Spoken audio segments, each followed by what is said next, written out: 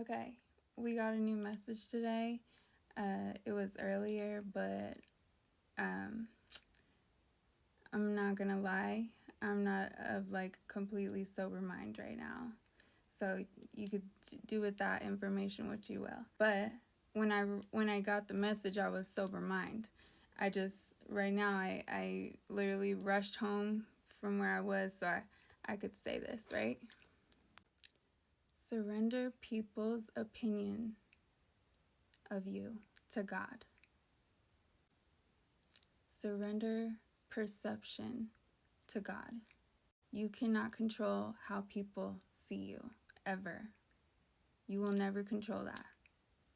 We cannot control how people receive us. We know our intentions, and we may want to impress those intentions onto other people for them to just know our intentions. But you over-explaining and over-explaining and over-explaining yourself is not doing what you think it's doing. So stop trying and just give it to God. So with this, since it's a very big challenge, this is a challenge. This is a hard thing. This right here is so hard to do. I'm just kind of going to give you steps that are going to help you to wean yourself off of not only thinking about other people's perception of you, but trying to correct it within your own power. So right now, I'm just going to tell you first, stop explaining. Just stop. If you think they got it wrong, let it. Okay? Just stop explaining yourself. It's doing worse than what you think. That you think you're explaining yourself more to get them to know you better, faster, and it's doing the exact opposite. It's not going to make them know you faster than if you were just being yourself. They're going to get to know you with you just being yourself. You don't have to explain yourself. See what I'm trying to say? And you being yourself is vulnerable. People are going to have many different reactions to who you are. Truth be told, they could laugh at you, they could lie, they could make up things, they could talk about you, they could start rumors, whatever. But just let them.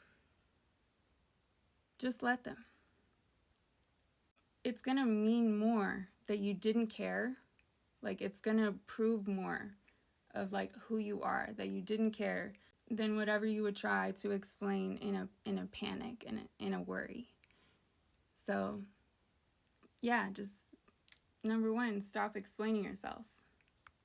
Number 2, stop replaying in your mind the scenarios or conversations or situations. Stop replaying it over and over in your mind. No matter how many times you replay it, you're not going to change it.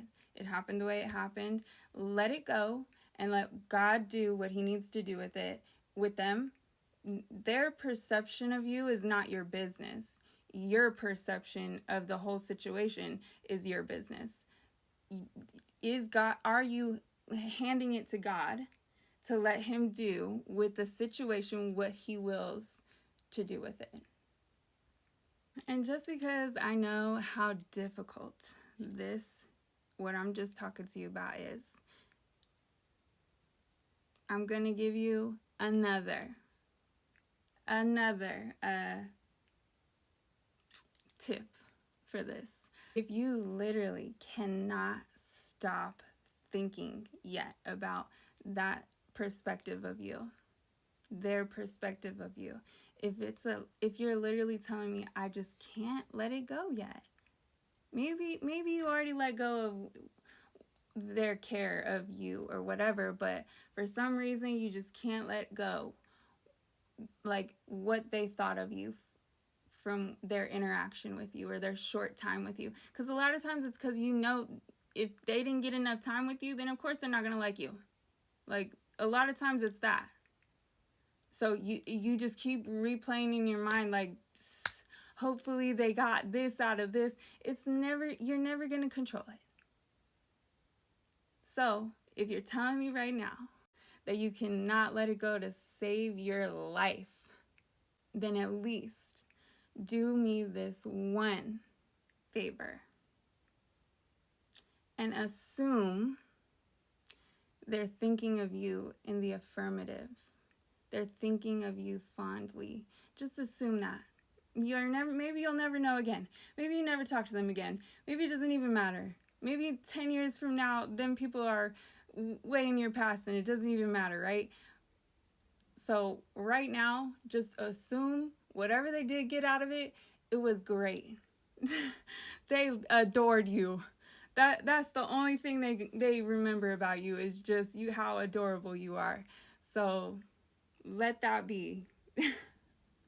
Let that be. Let that be what you hand to God. Let that be what you give to God to do with what he wills. God, bless those people who adore me. Okay, I have to add this one more thing in there. There's this one book that I read. It's called Boost by Michael Max. Great book, first of all. But he says something in this book that always stuck with me after. And I was like, yes, that was a yes. Good job. But I think he got it from somebody else. But I'm probably going to not even say it the right way anyways. But this is what I pretty much got from it, right? If you're going to judge anyone, judge them in the affirmative. Judge them in the positive. In the... See that? I don't really know the exact words. But yes, judge them in the accepting, I guess. Like, yes. If you're going to judge somebody, judge them in the yes. Like, good job. And honestly, what I got from that was like, if you're going to judge anything, even situations, even stuff from your past, judge it in the affirmative. Judge it in the yes. Like, yes. Yes, that was a yes. I don't know what happened, but that was a yes. Somehow, some way. That was all. That was all, folks. Love you so much.